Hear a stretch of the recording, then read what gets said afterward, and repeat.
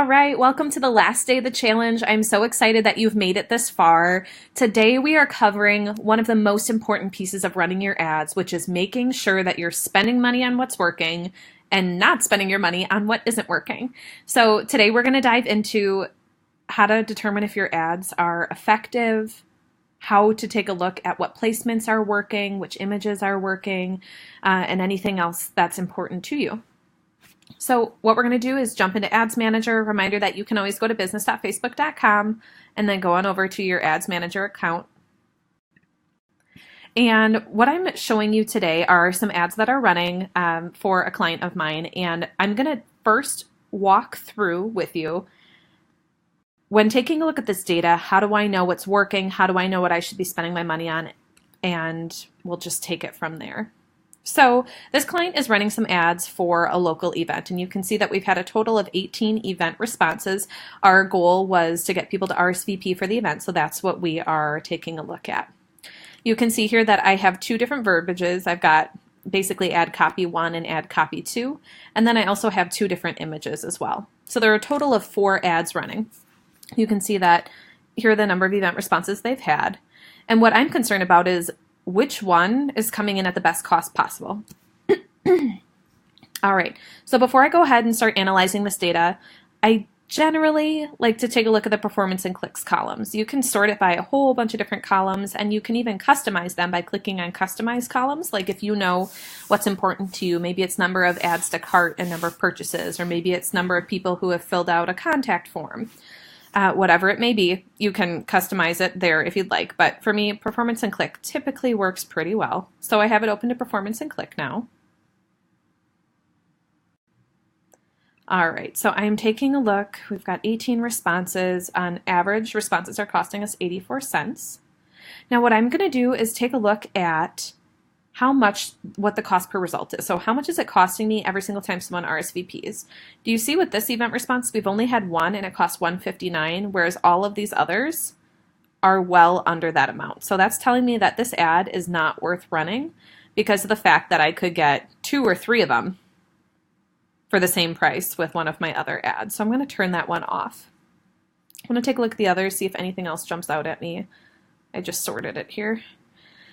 So we do have one that's coming in at 87 cents each, 77 and 56 cents each. All right, so since these have only been running for a day or so, I'm gonna let them run for a little bit longer, see what happens to these numbers. But if this continues staying up really high, I can shut it off and then only these 2 ads are gonna be running. That is a great way to save money. Automatically, I can anticipate that my cost per result is going to go down because I'm not running these expensive ads anymore. All right. Another thing that I like to take a look at is I like breaking this down. So you can break it down if you go by delivery. Click on age. This is a really interesting place to look. So I am curious to see with our event RSVPs, what age group is RSVPing. So you can see here with my top performing ad, or I should say the most number of registrants, let's see here, 35 to 44. We've had one. Oops. Excuse me, let's scroll over. Okay, so you can see 55 to 64, it's costing us $1.40 each. The 25 to 34 age range is costing us 83 cents, 51 cents, and 40 cents. So this is interesting. So it looks like kind of the 45 to 54 is a popular one. It's interesting, it's costing a little bit more there. I'm gonna scroll on down and take a look at my next ad. So 25. Okay, so it does seem to be popular with the older audience, the 65 plus. That was affordable up here and it's affordable down here again. Okay. Just gonna scroll up and take a look. All right, so because of the fact that I haven't had a whole lot of results come in yet, I am going to just hold off on this for now. But what I could do is if I wanted, let's say there was a very clear winner of, let's say 65 plus was our clear winner, what I would do would be go back to my ad set level, edit, and then from here I can change the age range that this is being delivered to.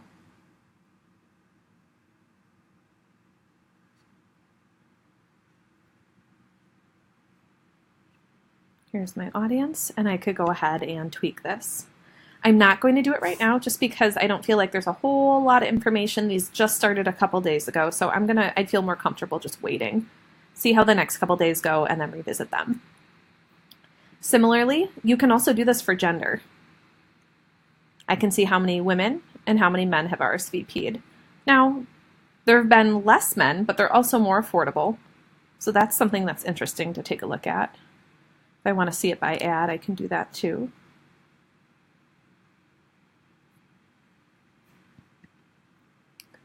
Another thing that we can break down would be platform. Now, because these are Facebook ads, because these are Facebook events, mine is only delivering to Facebook.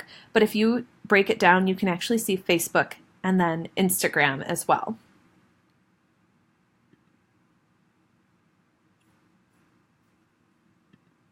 All right, I'm going to show you guys one more example. Let's take a look.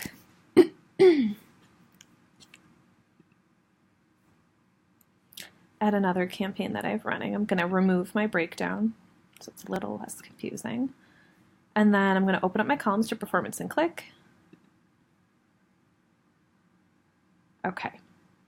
So here we are. Here's another campaign. This was something I did this morning. I noticed that I was targeting photographers for one of my ads. They were coming in a lot more expensive than just a lookalike to my Instagram engagers, so I shut off the photographer's audience altogether. And now when I dive into the ads themselves, I've got two different ads running. You can see that I have one. This one is actually a video, and this is a single image. Take a look at my cost per result. My goal in this ad was to get link clicks. Do you see how much more effective it is for me to run my video versus my single image? Look at 12 cents versus $1.21. This is why it's so important, you guys, that we are making sure that we're testing out multiple different creatives. This is something that I'd mentioned yesterday, and I can't reiterate it anymore. It's super important. Now, let me break this down. Let's see what age is.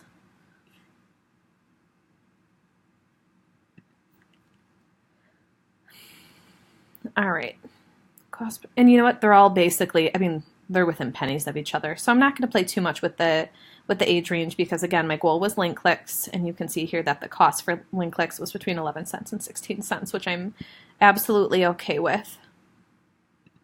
Let me take a look at platform. All right, so these are just delivering to Facebook. And you can also break it down by device and see.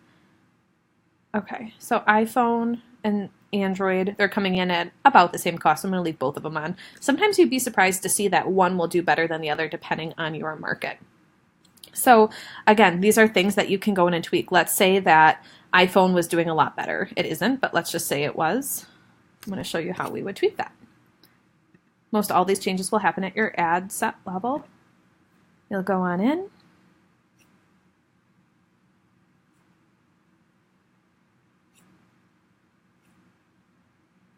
You can change your age, gender, and placement. So I can edit my placement. This is where I can go ahead and say if I want newsfeed on, newsfeed off, Instagram feed on or off. And then last, this is where I get to choose my specific mobile devices. If you click on this, it'll drop down and let you turn on or off your iOS versus Android. And then the very last thing I'm going to show you is if you do placement, I can see that this is delivering to the marketplace and to my news feed. You can see though that it did not run it to marketplace at all, which is fine. I think that's actually something I ended up shutting off at one point in time. But if you were running it on, like this one was going to news feed on the mobile app. Okay, interesting. So these are people accessing via the app, people accessing via just like their phone. So that's interesting to see as well. So you can, again, play around with all of those over here at the ad set level.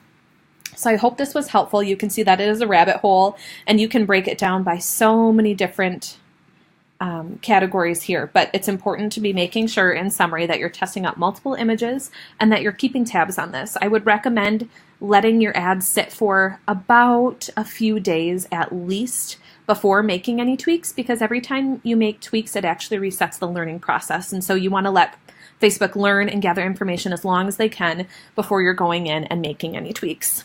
All right, I hope this was helpful, and I will talk to you soon.